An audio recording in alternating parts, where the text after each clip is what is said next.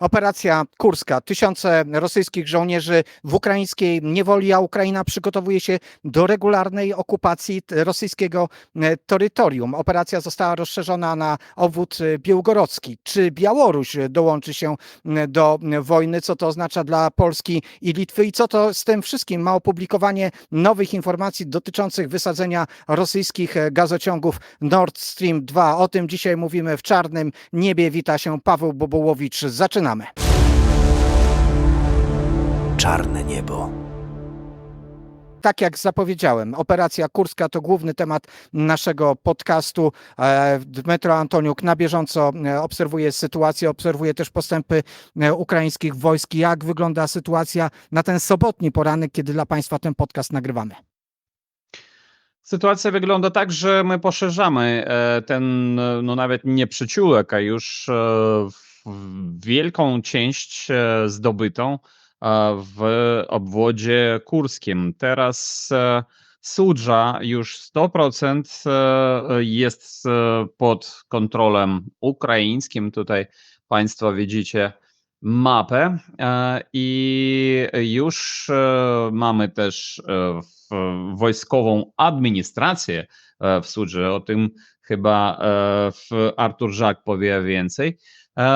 Ale ważne, że my kontynuujemy dalej natarcie w każdej chyba ze stron ze Sudży i na północ, i na wschód, i na północny wschód, i po prostu na wschód, i na zachód od Sudży. Tutaj jest bardzo ciekawa sytuacja, która jest na zachód od Sudży, po prostu na północ od Sum. Jest tam w obwodzie kurskim miasto Głuszkowo. Teraz u nas za oknem rozległ się alarm powietrzny w Kijowie.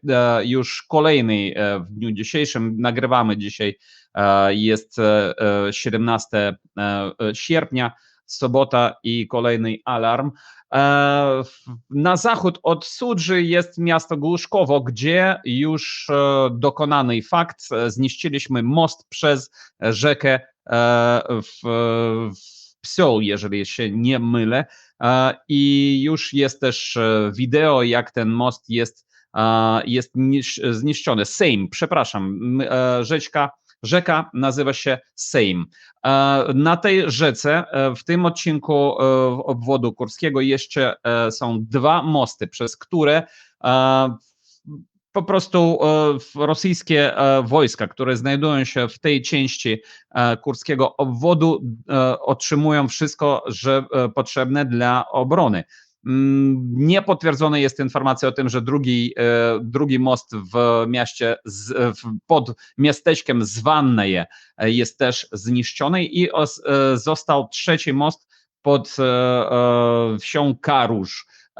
Być może on już też nie istnieje. To oznacza, że wkrótce może trafić do niewoli ukraińskiej około 700 rosyjskich żołnierzy, które znajdują się w tej części obwodu kurskiego, bo oni są po prostu odcięci od reszty tego obwodu rzeką Sejm z jednej strony, a z drugiej strony już granicą ukraińsko-rosyjską. Także sytuacja w obwodzie kurskim jest, no nie powiedziałbym, że jest dobra dla Rosjan, chociaż i my nie mamy na przykład postępów w obwodzie białgorodzkim, chociaż była próba wejścia do tego obwodu i nawet udało się przebić się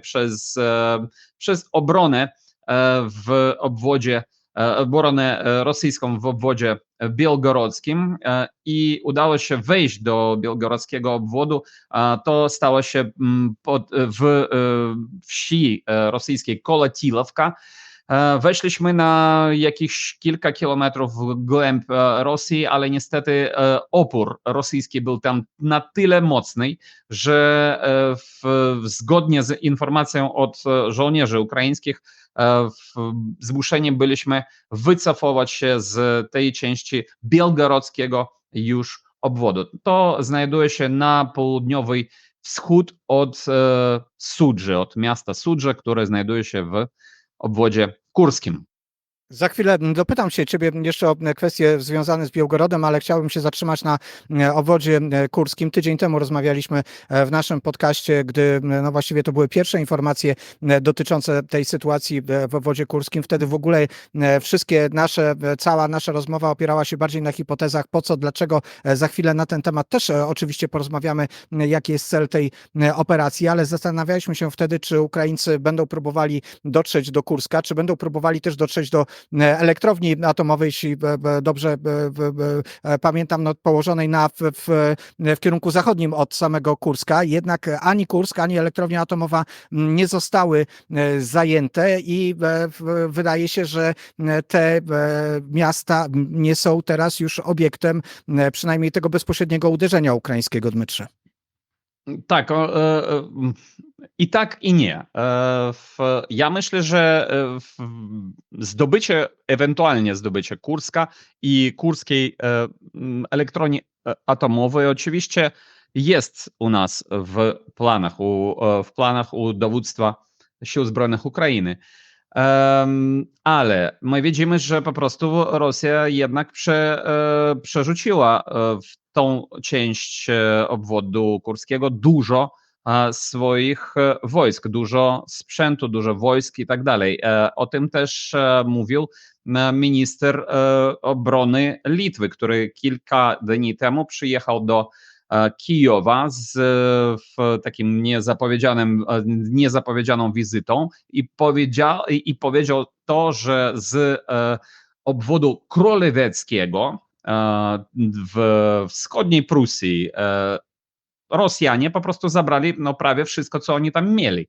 I to wszystko zostało przerzucone do kurskiego obwodu. I też pamiętamy, że tam walczą też w kurskim obwodzie tak zwani stroczniki, tak? Czyli no, takie Służba dzieciaki. Służba Tak, zasadnicza. służba zasadnicza, nie są którym tam przygotowani. po 18, po 19 lat takie. Między innymi też mamy za ostatnią dobę kilka filmików, na których jest po prostu widać, że to no prawie są dzieci tak naprawdę, które wzięci do niewoli ukraińskiej. No i mają teraz szansę przeżyć to, co się tam dzieje. Także jest po prostu sytuacja taka, że Rosja przerzuciła tam dużo wszystkiego. Zgodnie z informacją od wywiadu amerykańskiego, Rosjanie też przerzucili do kurskiego obwodu swoje wojska już z Ukrainy. No ale z której części Ukrainy była informacja, że z południowej, że z obwodów chersońskiego i zaporożskiego, ale to nie mamy dokładnych liczb, ile stamtąd i być może z innych odcinków frontu ukraińsko-rosyjskiego zostało przerzucono rosyjskich wojsk do Kurska. Także po prostu oni mają już tam potężne siły, żeby bronić się i bronić się skutecznie. Także cała ta sytuacja może po prostu no już jakoś zamrozić się, tak, że po prostu może ustalić się linia frontu już bezpośrednio w obwodzie kurskim. Bo o tym też rozmawialiśmy tydzień temu, rozważając różne możliwości i różne cele, ale jeszcze chciałbym, żebyś doprecyzował wiadomości dotyczące Białgorodu. Dmytrze, tam wcześniej opowiadaliśmy też o tej akcji, która była realizowana przez rosyjski korpus ochotniczy. Ukraińcy tam po prostu wcześniej już wchodzili z takimi rajdami, ale wiemy, że w obwodzie kurskim to nie jest rajd, to jest wejście i zajęcie terenu, nie było planowane od razu wycofanie. Czy ta operacja ukraińska w obwodzie białgorodzkim teraz to był rajd i dlatego ona mogła być od razu skazana na to, że Ukraińcy się wycofają, czy jednak tam po prostu Ukraińcy natrafili na obronę, a to by oznaczało, że Rosjanie nie dali się zaskoczyć tak jak w obwodzie kurskim? mogę oczywiście tutaj tylko domniemywać. Myślę, że to było coś pomiędzy takim rajdem, którego byliśmy świadkami, kiedy rosyjski korpus ochotniczy wchodził na przykład do Grajworona, w okolice Grajworona w wodzie białgorodzkim jakiś czas temu. I tym, co my widzimy, jak weszliśmy do kurskiego obwodu. Tutaj widocznie Rosjanie już byli przygotowani na takie działania ukraińskie zaczepne i no po prostu nie udało się. Nie było tutaj bardzo ważne podkreślić, że już nie ma tego elementu niespodzianki, prawda? A na wojnie, jak wiemy po prostu z historii, taki element niespodziewanego ataku jest często po prostu decydującym. Kanał Czarne Niebo. Zapraszamy Państwa do wsparcia nas na patronite.pl/Czarne Niebo. Zapraszamy Państwa też do subskrybowania naszego kanału, do lajkowania naszych mediów społecznościowych. Czarne Niebo News. Będziemy dzisiaj rozmawiali o tym, jak rosyjska propaganda też zareagowała na operację kurską, co mówi się w samej Rosji. Oczywiście opowiemy o sprawie Nord Stream 2, co ma z tym wszystkim wspólnego, ale też zwrócimy uwagę na to, jak funkcjonują ukraińscy oligarchowie w czasie wojny. Ale spróbujmy teraz, patrząc na tę sytuację, która ukształtowała się w obwodzie kurskim, popatrzeć na reakcję Białorusi, bo czy jest możliwe rozszerzenie linii frontu jeszcze o Białoruś? Czy Białoruś może przyłączyć się do wojny, czy może wesprzeć Rosję? O tym oczywiście opowie Ola Siemaszko, obecnie z Wilna, ale osoba, która na Białorusi zna się najlepiej. Tak, jeszcze raz dzień dobry Państwu. Powiem tak, że ta sytuacja, która jest teraz w obwodzie kurskim, jest bardzo skomplikowana dla Łukaszenki, nie jest tak optymistyczna dla Łukaszenki z powodu politycznego, ponieważ Łukaszenka zawsze potrzebował od Putina. W ostatnich latach, moim zdaniem, każdy miesiąc to podkreśliwał podczas wywiadów, że Rosja jest gwarancją bezpieczeństwa Białorusi. To znaczy, że kiedy będzie jakiś atak z zachodu na Białoruś, to znaczy, że Rosja, rosyjskie wojsko od razu przyjdzie bronić Białoruś. I co teraz zobaczył Łukaszenka, że rosyjskie wojsko nie może nawet obronić części terytorium rosyjskiej. I to jest takim nieoptymistycznym sygnałem dla Łukaszenki i on teraz musi szukać jakieś inne wyjście z tej całej sytuacji. I już widzimy, że szuka kontakty z Zachodem, szuka jakichś innych sojuszników w państwach zachodnich, żeby tak już nie zależeć od Rosji. I z tego, co jeszcze widzimy w tym ostatnim czasie, że on nie ma kontaktu z Putinem, ponieważ ich ostatnia taka komunikacja odbyła się kilka tygodni temu, kiedy Łukaszenka pojechał do wyspy Wala. Oczywiście tam otrzymał od Putina jakieś instrukcje na temat wojny, na temat dołączenia Białorusi do wojny. I żeby teraz donieść swoją pozycję, białoruska pozycja do Putina, on musiał po prostu wyzwać z Moskwy rosyjskich propagandystów. Do niego przyjechała rosyjska telewizja. On dał taki wywiad z rosyjskim propagandystą, gdzie określił, że swoje stanowisko w tej wojnie i powiedział taką ważną informację, że teraz linia frontu wynosi 1000 kilometrów, a jeśli będzie jakiś atak z zachodu i jeśli Putin planuje na przykład jakiś atak na kraje zachodnie, na przykład na Litwę czy Polskę, to ta linia frontu jeszcze będzie wynosić 1200 kilometrów. I po prostu Rosja i Białoruś nie są w stanie bronić tak długo linię frontu. I to jest taki ważny sygnał dla Łukaszenki do Rosji, że żeby nie planował jakichś ataków, po prostu, bo brak wojska są w Rosji i na Białorusi. Chciałabym jeszcze powiedzieć, że jaka była taka pierwsza reakcja. Przez 3 dni białoruska propaganda milczała na temat ataku w obwodzie kurskim po prostu czekali jakieś reakcje z Rosji, też może jakieś instrukcje z Rosji, ale później już stało się jasno, że społeczeństwu potrzebna jakaś reakcja i Łukaszenka wymyślił kolejny atak z terytorium Ukrainy. Powiedział, że był jakiś tam nalot dronów na terytorium Białorusi, że nad terenem mogilowskim zostały zestrzelone około 12 dronów, które przylecieli z Ukrainy i to wszystko wywołało taki skandal polityczny.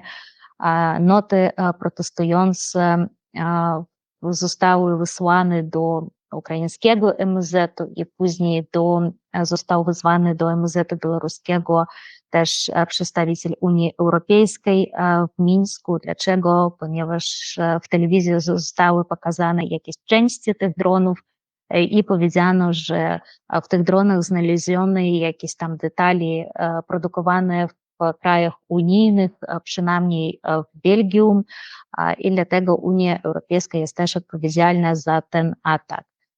W ogóle jeśli patrzeć, i jeszcze powiedziano, że te drony zostały zestrzelone przez siły przeciwlotnicze Białorusi, ale kanały telegramowe, które zajmują się monitoringiem przestrzeni lotniczej na Białorusi, powiedzieli, że nie było w tym dniu żadnych strzałów, że to po prostu taka wielka mistyfikacja ze strony Łukaszenki, bo tego wszystko nie było, to wszystko jest wymyślone. I nawet jeśli patrzeć na reakcję ze strony ukraińskiego MSZ-u, to też zostało powiedziane, że nie było żadnych dowodów, że te drony przylecieli z Ukrainy i dlaczego Łukaszenka potrzebował taką mistyfikację. To jest też pytaniem dla niego, ale moim zdaniem on chciał po prostu tak udowodnić pozycję Białorusi i no oczywiście już wiemy, że on zawsze lubi pokazywać takie mapy i tam coś opowiadać, z której strony jest przygotowany atak na Białoruś. Olu, a jak ty oceniasz to, że wczoraj, czy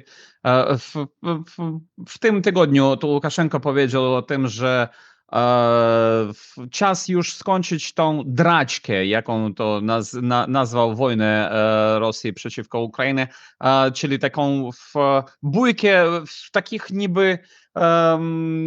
niby zaprzyjaźnionych jakichś facetów, tak, tylko które chwilowo są po różne strony barykady. On moim zdaniem gra taką rolę jak w tej sowieckiej kreskówki kota Leopolda, tak, czyli dawajcie żyć drużno, tak, czyli on wszystko to jakoś znaczenie tej wojny, która moim zdaniem jest egzystencyjną wojną, czyli Rosja próbuje po prostu zniszczyć do nogi Ukrainę. On to zmniejsza do jakiegoś takiego niby nieporozumienia.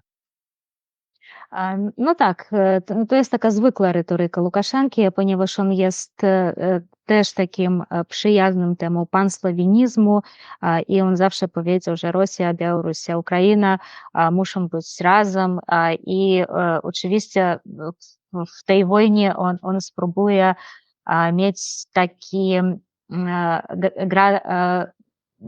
takiego sojusznika pokojowego, tak? I też Białoruś, słyszeliśmy nie tylko od Łukaszenki w tym tygodniu, a też od jego ministra obrony, od jego przedstawicieli ministerstw, że Białoruś chce tych negocjacji pomiędzy Rosją a Ukrainą i chce ich na terenie Białorusi. To oznacza, że on próbuje być też taką platformą negocjacyjną dla krajów i nie chce, żeby tam jakieś trzecie kraje, przynajmniej tam Zachód, czyli Wschód, oni po prostu jeszcze uczestniczyli w tych negocjacjach pokojowych. Ale jeszcze powiem, jeśli chodzi o tych stosunkach z Rosjanami, kiedy Białoruś przez 3 dni milczała na temat ataku na obwód na terytorium rosyjskie, tak Łukaszenka po prostu otrzymał tak wielu narzekań ze strony korespondentów rosyjskich wojskowych. Ponieważ jaka tam była od początku sytuacja? Oni napisali, że 13 lipca Łukaszenka miał jakieś negocjacje z Ukrainą i już po tych negocjacjach, jakieś tajemnicze negocjacje z Ukrainą i rzekomo po tych negocjacjach on po prostu wycofał wojska z białorusko-ukraińskiej granicy. I naprawdę on tak powiedział, był w Mozyżu i powiedział, że nie ma już zagrożenia ze strony Ukrainy i wojska nie musi tam stoić. I to było tak zaskakujące dla jego generałów, ponieważ jeszcze dwa dni przed tej wypowiedzią jego generały powiedzieli, że ze strony Ukrainy są jakieś ataki przygotowane, szpiegi, jakieś agencje, są zawsze jest takie zagrożenie ze strony Ukrainy. I tak nagle przyjechał Łukaszenka na granicę i mówił, że już nie ma tego zagrożenia. I oczywiście wojsko białoruskie wycofało z granicy i później już korespondenci rosyjscy napisali, że dzięki tej decyzji Łukaszenki wojsko ukraińskie ruszyło na obwód rosyjski i już nie było ze strony białoruskiej tej siły wstrzymania tej armii ukraińskiej i dlatego już często tak brzmiało takie pytanie ze strony Rosji, co to jest, jakim jest sojusznikiem Łukaszenka, czy to on w ogóle jest dla nas sojusznikiem, czy on jest naszym głównym wrogiem, tak? Dlaczego? I dlatego została ta legenda wymyślona na temat ataki dronów z Ukrainy, ale już później Łukaszenka tak podjął taką decyzję, żeby wrócić do wojska do granicy, ale to wyglądało jak zawsze to wygląda u reżimu Łukaszenki. To była jakaś imitacja. Mamy taki kanał telegramowy naszych niezależnych kolejarzów, które po prostu śledzą przemieszczenie pociągów na terenie Białorusi i oni napisali, że rzeczywiście tam jeden eszelon rzucił do granicy, eszelon z żołnierzami, eszelon ze sprzętem wojskowym, ale po prostu wyjechał do granicy, nie został tam wygrużony, pojechał gdzieś dalej i moim zdaniem ten eszelon będzie jeździć po terytorium Białorusi jeszcze długo, żeby pokazać, zademonstrować Rosji, jakim jest Łukaszenko sojusznikiem i że on może pomagać tam sprzętem wojskowym Rosjanom.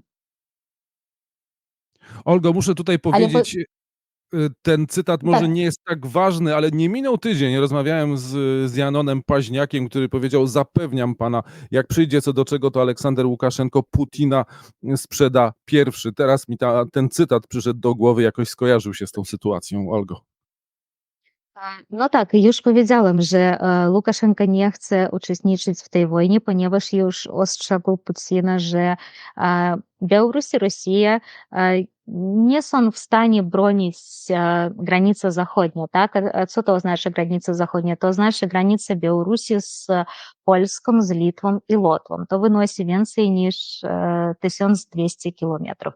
I teraz już widzimy takie próby Łukaszenki znowu, u nas to nazywa się taki szpagat geopolityczny Łukaszenki, to znaczy mieć w tej samej chwili negocjacje z Rosją i też z Zachodem. I co teraz widzimy, że Łukaszenka próbuje nawiązać ten dialog z Zachodem. W pierwszym takim szeregu z Polską, tak?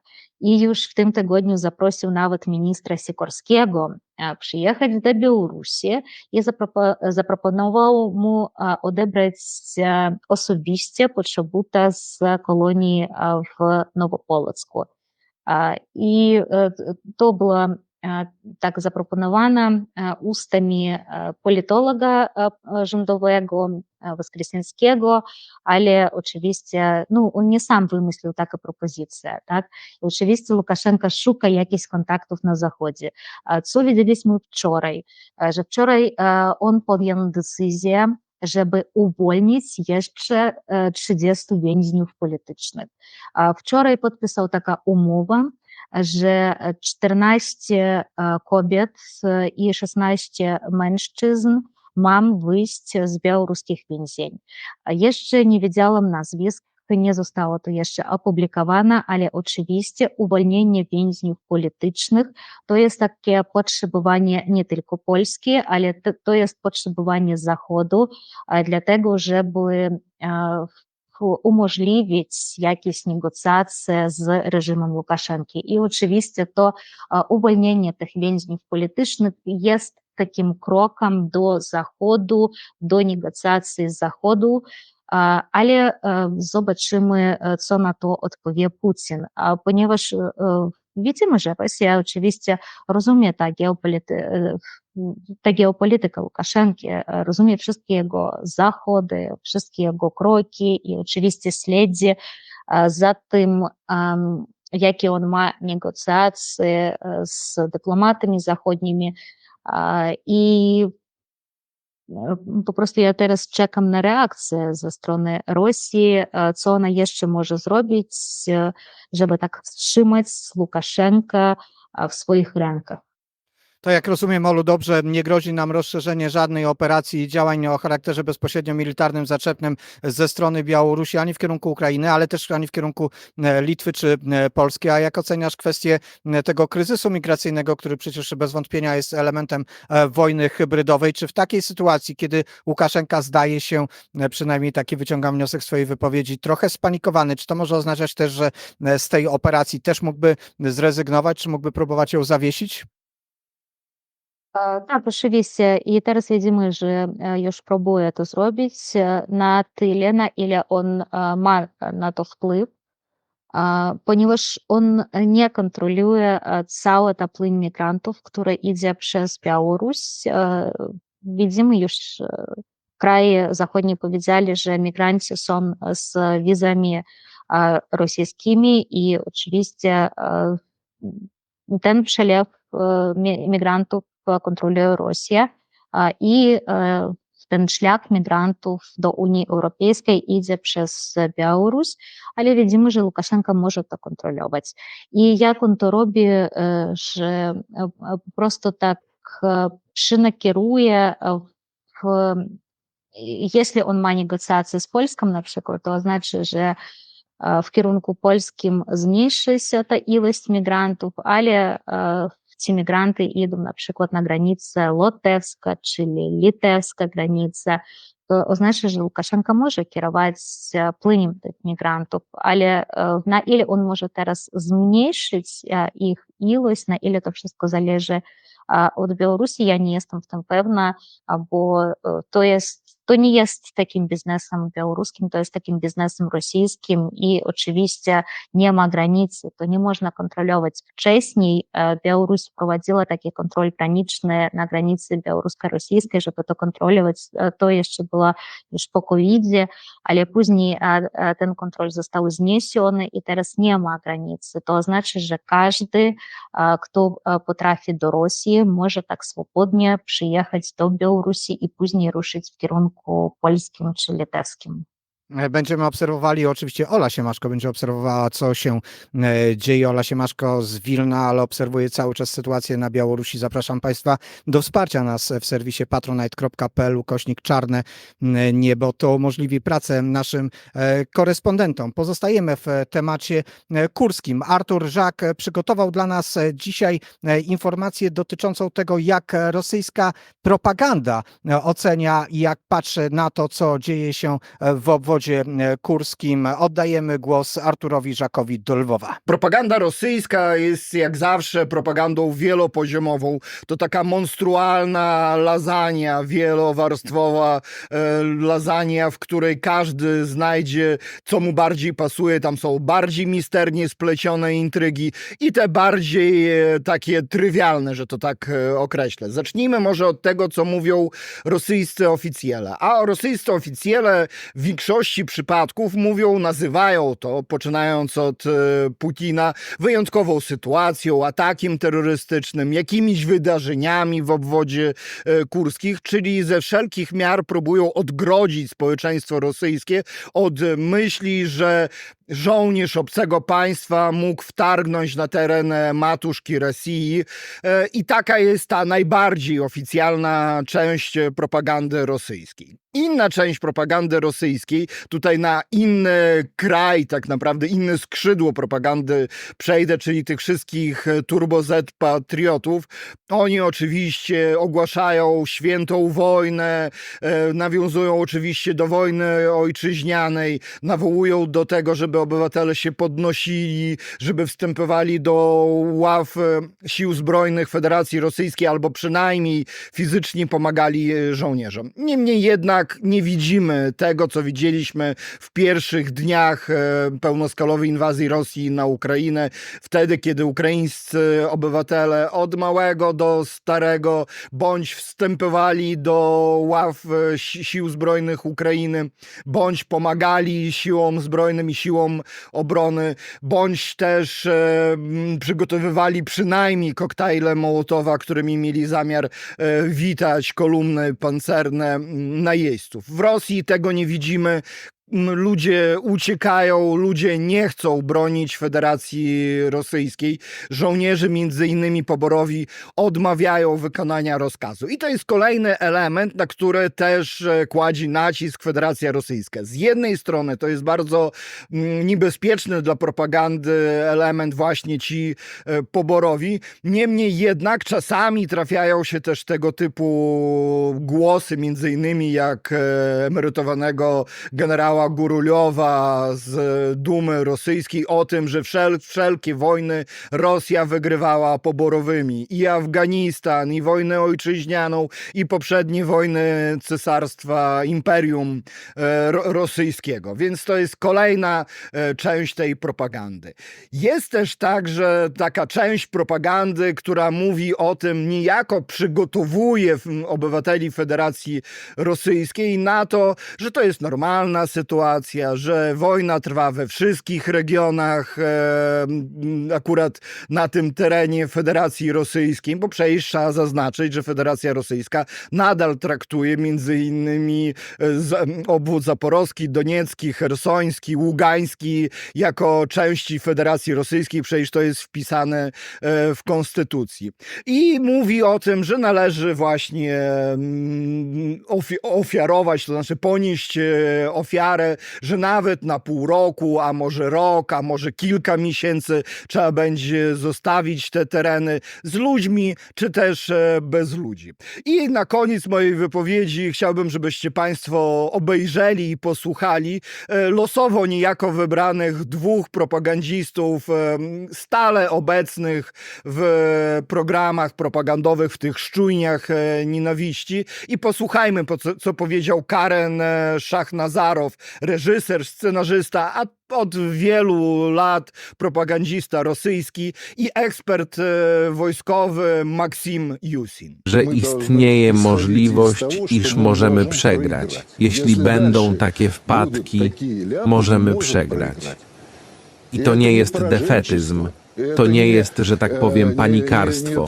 Absolutnie nie. To po prostu pełne zrozumienie ceny, którą przyjdzie zapłacić nam i naszej ojczyźnie. Postarajmy się na to patrzeć cynicznie, chociaż to szalenie trudne, trzeba mniej emocji. Spójrzmy na mapę Rosji i porównajmy z mapą ogromnej Rosji te utracone terytoria. Tak, niewątpliwie trzeba ewakuować mieszkańców ze wszystkich przygranicznych terytoriów. Należy przygotować się na najgorszy scenariusz. Musimy być gotowi na to, że te terytoria trzeba poświęcić. Daj Boże bez ludzi. Aby wyprowadzić wszystkich, w tym staruszki, trzeba będzie poświęcić. No, niesamowite jest to, że Rosjanie muszą się przyznać do tego, że utracili swoje terytoria. Ich propaganda nie jest w stanie tego ukryć. Tydzień temu też już mówiliśmy o tym, że pojawiają się te elementy związane jednak ze straszeniem Ukraińcami jako nazistami, a w tymczasem okazuje się, że Ukraina rzeczywiście staje przed bardzo ważnym i poważnym wyzwaniem, bo faktycznie okupuje rosyjskie terytorium, na którym znajdują się cywile. Ci cywile muszą jakoś funkcjonować, a Ukraina chyba nie chce powtarzać błędów rosyjskich, czy po prostu rosyjskiego sposobu prowadzenia wojny. Stąd też powołanie od razu administracji o charakterze cywilnym, czy o charakterze nadzorowania funkcjonowania ludności cywilnej na terenie Federacji Rosyjskiej. Jak ta sytuacja humanitarna na tym terenie okupowanym wygląda, Dmytro Antoniuk? Ja myślę, że Państwo już widzieliście zdjęcia, filmiki z Sudży, na przykład z największego miasta, które w obwodzie kurskim, które jest teraz pod naszym kontrolą. I jak ta Sudża wygląda? Wygląda nieźle, moim zdaniem, w porównaniu do tych miast, które okupowane na Ukrainie, które okupowane przez Rosjan, na przykład ten sam Bachmut lub Awdijówka, które są absolutnie zniszczone, starte, po prostu ich nie ma.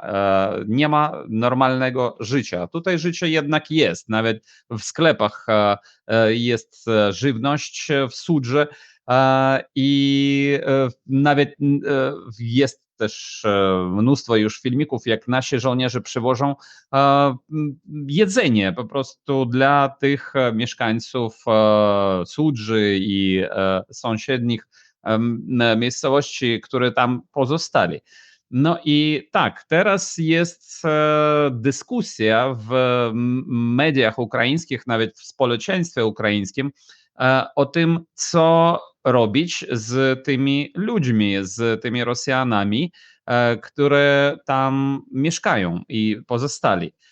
Jest propozycja naszego ombudsmana Lubieńca o tym, żeby ci ludzie mogli przyjechać w bezpieczniejsze tereny Ukrainy, na przykład do Sum, chociaż w Sumach dzisiaj w nocy spadła też rakieta rosyjska, niestety zawdając dużo szkody.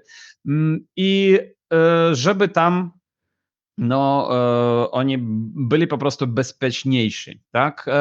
Jest też propozycja, żeby był otwarty korytarz dla tych mieszkańców w głęb Rosji.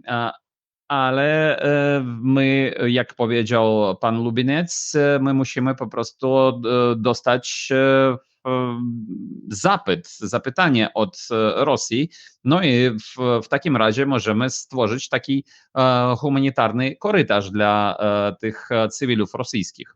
A wiemy jednocześnie, Dmytrze, że Rosja ludność cywilną przewozi, ewakuuje z terenów, gdzie rozgrywają się w tym momencie działania wojenne, na tereny okupowane, między innymi na tereny Krymu, ale też na wybrzeże Morza Azowskiego, te tereny, które zajęła Ukrainie. Tam jest wywożona teraz ludność z obwodu krymskiego, obwodu kurskiego, przynajmniej według oficjalnych rosyjskich wiadomości. Trochę to wygląda tak, jakby Rosja zabezpieczała dodatkowo jeszcze te okupowane tereny swoją własną ludnością, żeby zmienić też stosunek ludnościowy na tych terenach. Tutaj być może jest jeszcze taki jeden szatański pomysł Federacji Rosyjskiej, żeby swoją porażkę w jakiś sposób wykorzystać do takich rzeczy. Ale może spróbujmy teraz przejść w takim razie już ten temat szeroko omawialiśmy w poprzednim wideo podcaście, ale jeszcze spróbujmy teraz powrócić do tego z tą nową porcją porcją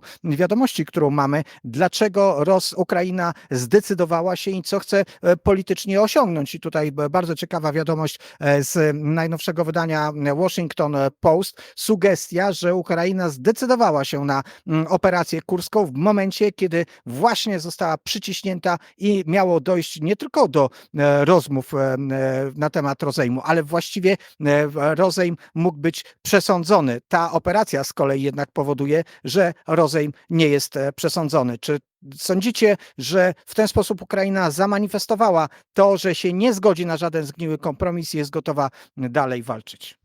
Ja na przykład sądzę, że tak, z jednej strony my jesteśmy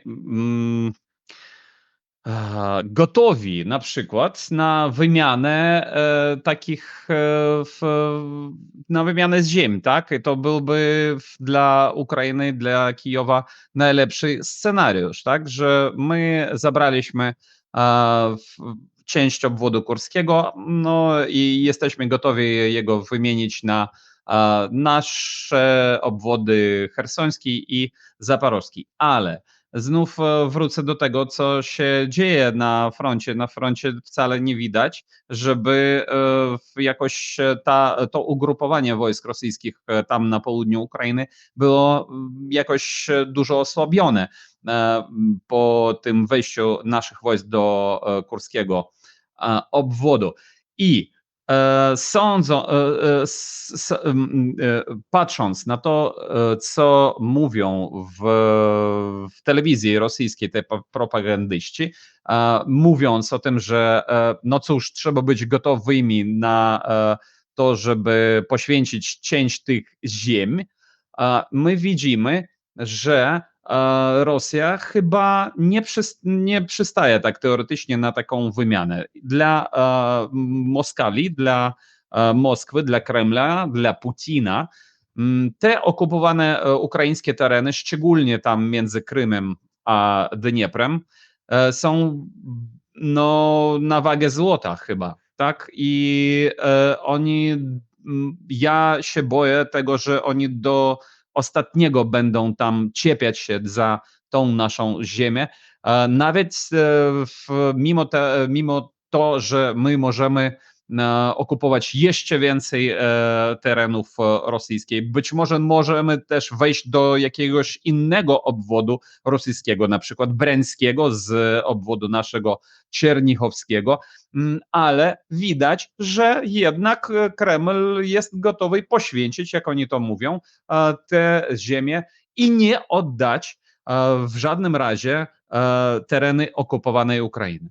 To jeszcze ważna jest Tak, proszę bardzo, bardzo, ważna Wojtku. jest strona wizerunkowa moim zdaniem tego, oprócz tego, co mówił Dmytro, to znaczy byliśmy świadkami, obserwowaliśmy, jak w mediach, w komentarzach właściwie już pochowano tę wojnę, to znaczy uważano, że już idzie w kierunku rozmów i jakiegoś, jak to Paweł powiedziałeś, zgniłego kompromisu. Natomiast Ukraina pokazuje, że to jeszcze nie koniec, jeszcze jest w grze, to po pierwsze, po drugie potrafi przejąć inicjatywę i narzucać swoje reguły gry. To w czasie wojny jest bardzo ważne i to od ponad roku nie miało miejsca. To znaczy, że to Rosjanie teraz nadążają za decyzjami ukraińskimi i mają poważny problem. To znaczy, jak załatać tę dziurę, nie uszczuplając swoich sił w Donbasie. Na razie wiemy, że jednak chyba w dużym stopniu nie uszczuplają, co akurat jest złe. Niemniej podstawowa sprawa. Ukraina przejęła inicjatywę, nie w wielkiej skali, ale jednak. I myślę, że ta decyzja, nie jesteśmy w stanie stwierdzić, co jest przyczyną, co skutkiem,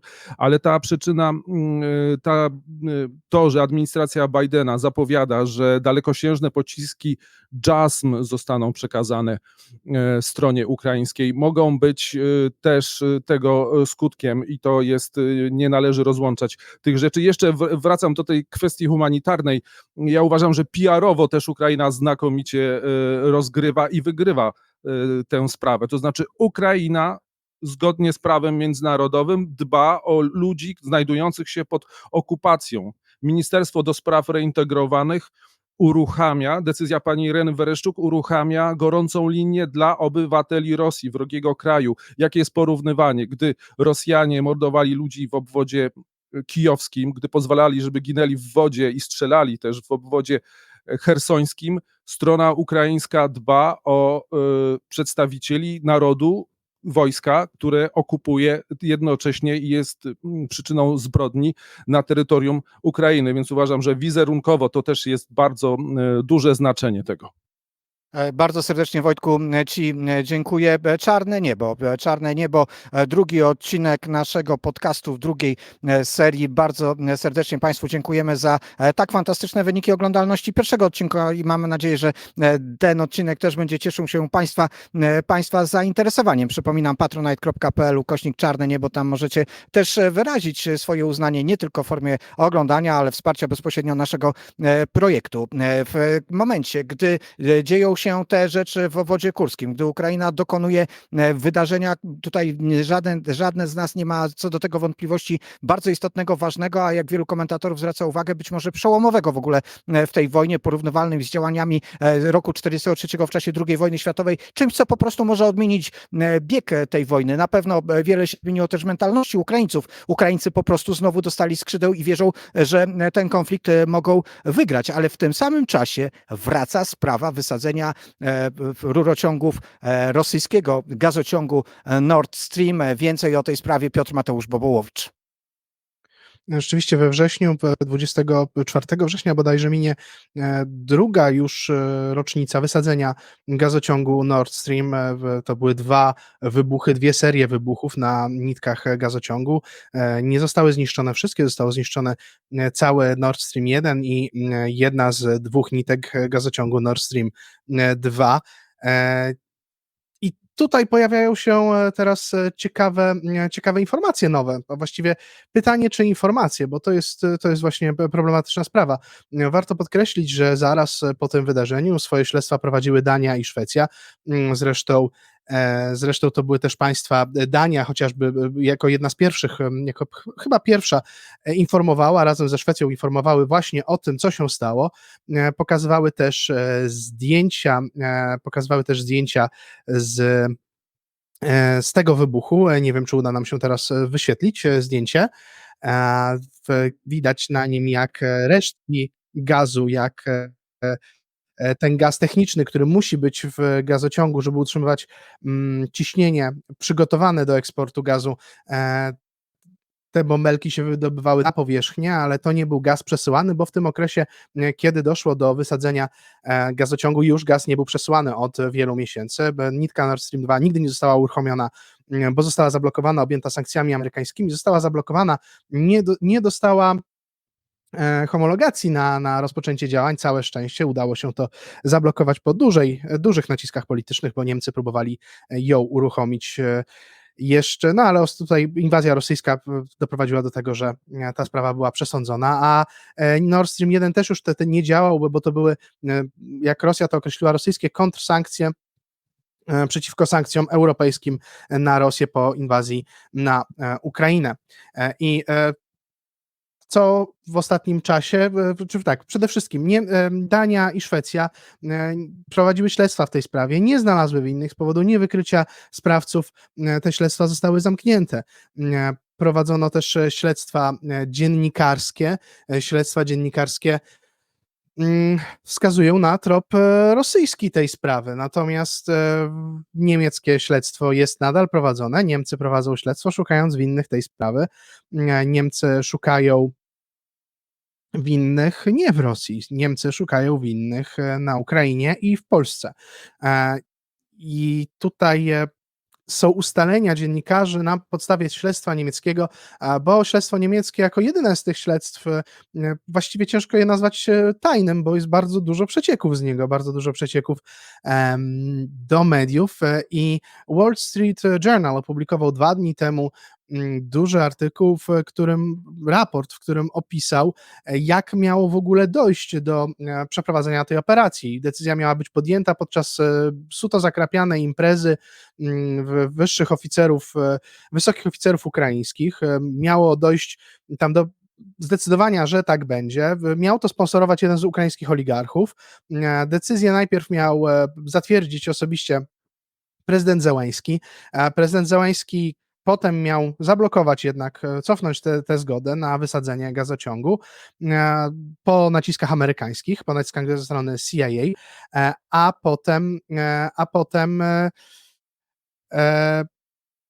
potem jednak generał Walery Załóżny miał podjąć osobiście decyzję wbrew prezydentowi, żeby operację przeprowadzić. No tutaj mogą Państwo zobaczyć taką ciekawostkę, jak się wpisze Nord Stream w Google, to na takiej karcie informacyjnej jest informacja, że Nord Stream 2 jest zamknięta na stałe i miejmy nadzieję, że tak będzie. Ale wróćmy do tej operacji.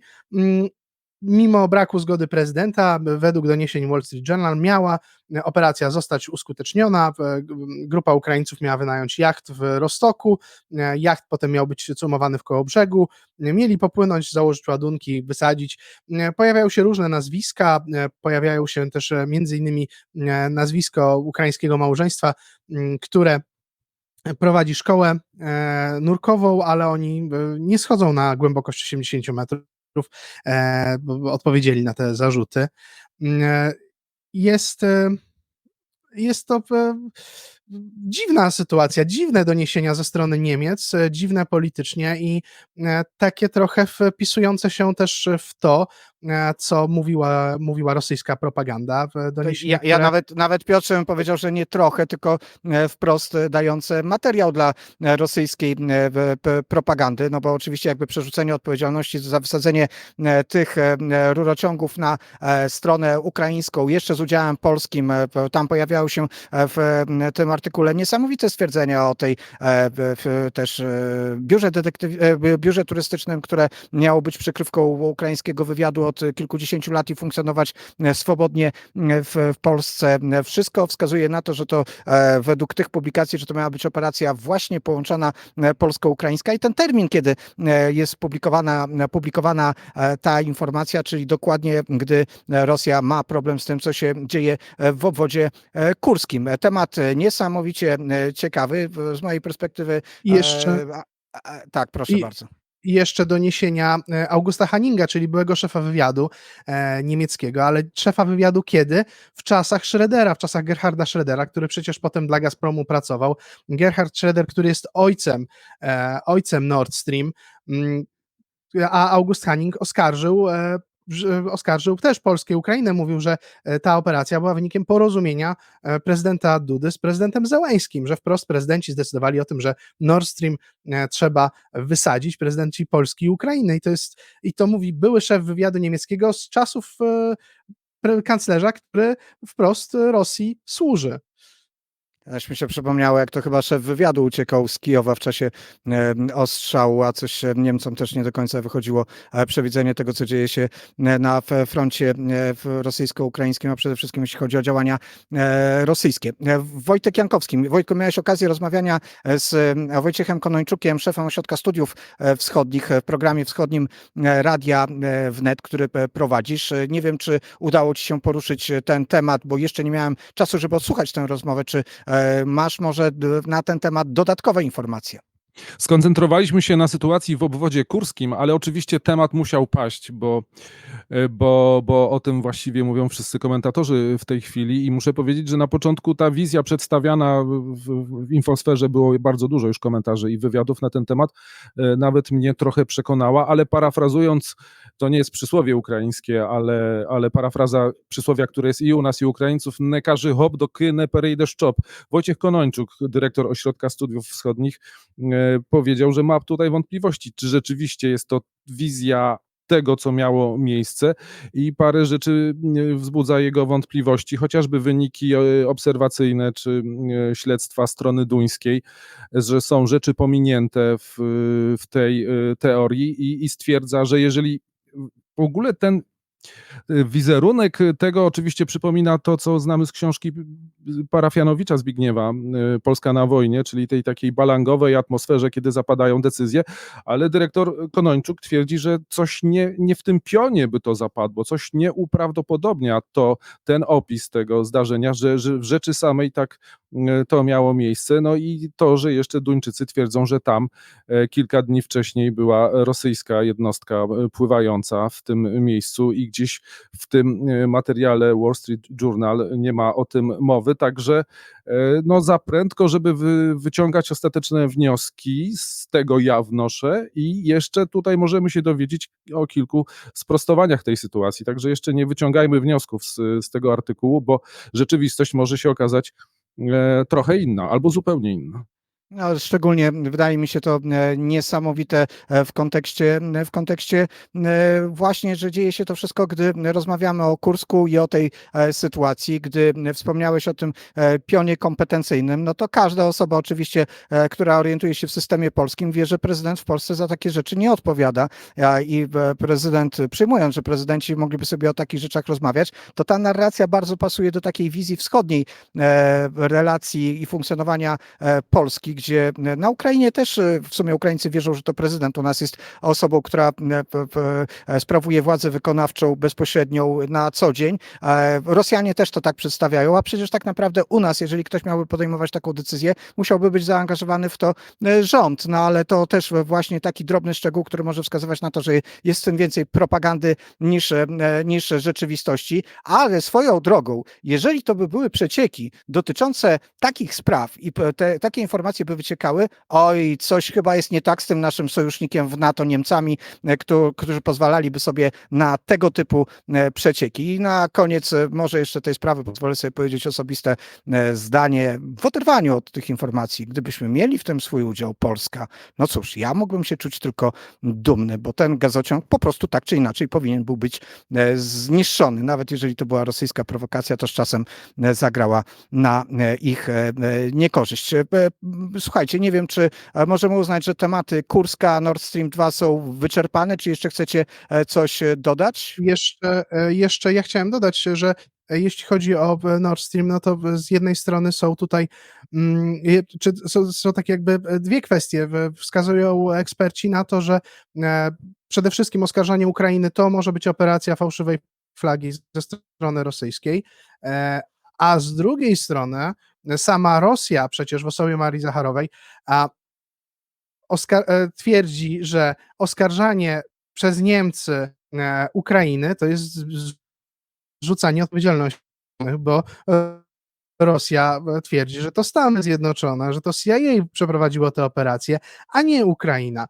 Więc to jest ciekawe, że nawet Rosja twierdzi, że to nie Ukraińcy są winni, tylko Zachód się w ten sposób zasłania. Ale o tym, co rezonuje rosyjska propaganda na temat Nord Stream, powie Artur Żak. Sprawa rurociągów Nord Stream ożyła w rosyjskiej propagandzie po doniesieniach niemieckich dziennikarzy, że za danym wydarzeniem mogła stać grupa nurków mieszkających w Polsce, w tym Władimir S., jak to piszą niemieccy dziennikarze, rosyjscy dziennikarze, propagandyści doszli do tego, że tą osobą jest nikt kto inny jak Wołodymyr Żurawliow. Sprawa ożyła, oskarża się oczywiście Ukrainę, reżim kijowski, ale także oskarża się cały niemalże Zachód. Oskarża się ponownie Duńczyków, że nie chcieli prowadzić śledztwa razem ze śledczymi rosyjskimi, że nie dopuścili na dany teren rosyjskich badaczy, rosyjskich śledczych i że bardzo szybko umorzyli daną sprawę. Oskarża się prezydent Zełenski, oskarża się Budanow, oskarża się także SBU i wszyscy urzędnicy ukraińscy, żołnierze, służby, każdy Ukrainiec jest oskarżony o wysadzenie tych rurociągów. Oskarża się także między innymi Polskę, oskarża się prokuraturę polską o niemrawe działanie, że nie byli w stanie aresztować Wołodymyra Żurawliowa, czy też Władimira S., tak jak to prosiły struktury, służby niemiecka prokuratura. Oskarża się imiennie prezydenta Dudę jako osobę, która z ramienia państwa polskiego dała zgodę zgodę na tego typu działanie. Ale ostatecznie, jak się zbierze tę piramidę oskarżeń rosyjskiej propagandy, to tak czy siak na czele tej piramidy stoi nikt inny jak amerykańskie służby i państwa amerykańskie, które to nie tylko dało carte blanche na tego typu działanie, ale było inspiracją i tak naprawdę zachęciło ukraiński reżim do dokonania tego aktu terrorystycznego, jak to określa propaganda rosyjska i rosyjscy oficjele. Czemu mieliby zachęcić do tego? No z jednej strony, no bo przecież Amerykanie tylko i wyłącznie dążą od wieków do szkodzenia, czy też Imperium Rosyjskiemu, czy też Związkowi Radzieckiemu, czy teraz Federacji Rosyjskiej, ale jako najważniejszy argument jest podany ten, że Amerykanie po prostu zamiast dobrego rosyjskiego gazu dostarczonego właśnie przy pomocy rurociągów chcą sprzedawać swój skroplony gaz Europie i uzależnić całą Europę od swojego gazu.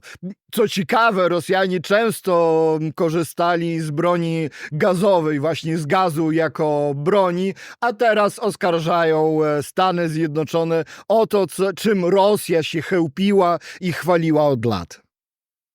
A i rzeczywiście, jak widać w rosyjskiej propagandzie, można odnaleźć być może klucz też do tej sprawy. Na koniec sprawa trochę innego kalibru. Ukraińska Prawda, portal ukraiński, zajął się tematem oligarchów, którzy ostatnio coś z ukraińskich mediów rzeczywiście zniknęli, o tym jak spędzają wakacje, ale pojawił się też niesamowity wątek. Na pewno Państwo znacie takie nazwisko i moi koledzy też doskonale znają to nazwisko. Rinat Achmetow, potężny ukraiński oligarcha, sprzedaje flotę swoich samolotów. Do kupienia, proszę Państwa, na pewno to jest super okazja. Falcon 7X, 2 samoloty tego typu w różnych modyfikacjach i prywatny Airbus A319. Lech Rustecki pewnie nam zaraz pokaże zdjęcia, bo naszym kolegom dziennikarzom z Ukrainy udało się dotrzeć do prospektu, gdzie można obejrzeć, jak te samoloty wyglądają. Tak wygląda samolot Rinata Achmetowa. To są zdjęcia z lotniska w Wiedniu, tam ten samolot przebywa, a samolot, proszę Państwa, nie byle jaki, nie każdy z nas pewnie miał okazję takim samolotem podróżować. W środku sale konferencyjne, sypialnie, miejsca do wypoczynku. No można przy okazji sobie zobaczyć, jak do tej pory funkcjonował Rinat Achmetow. Z Ukrainy takimi samolotami na pewno na razie nie polata. Samoloty cywilne nad Ukrainą nie latają. Jak widać, chyba okazuje się, że taka flota wspaniała w Rinatowi Achmetowi teraz w tym momencie już nie jest potrzebna. Jakiś komentarz na koniec, Wojtek Jankowski? Polatałoby się takim samolotem.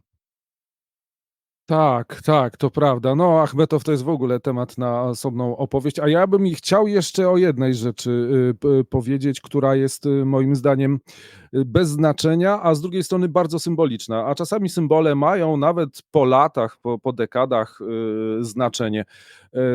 Federacja Rosyjska wchodziła do tej fazy wojny pod hasłem denazyfikacji. Oczywiście wszyscy wiemy, że tu jest cudzysłów, w tym towarzystwie nie trzeba tłumaczyć, że to była kwestia propagandowa i że nie ma mowy o takim zjawisku, jeśli chodzi o władzę Ukrainy, a tymczasem, a jak wiemy, były dwie koszmarne ideologie w XX wieku, faszyzm, narodowy socjalizm i z drugiej strony komunizm. Tymczasem Ukraińcy zdekomunizowali fragment Rosji. Lenin, Włodzimierz Ilicz Lenin został zniesiony w Sudży i to jest taki akcent chyba pozytywny.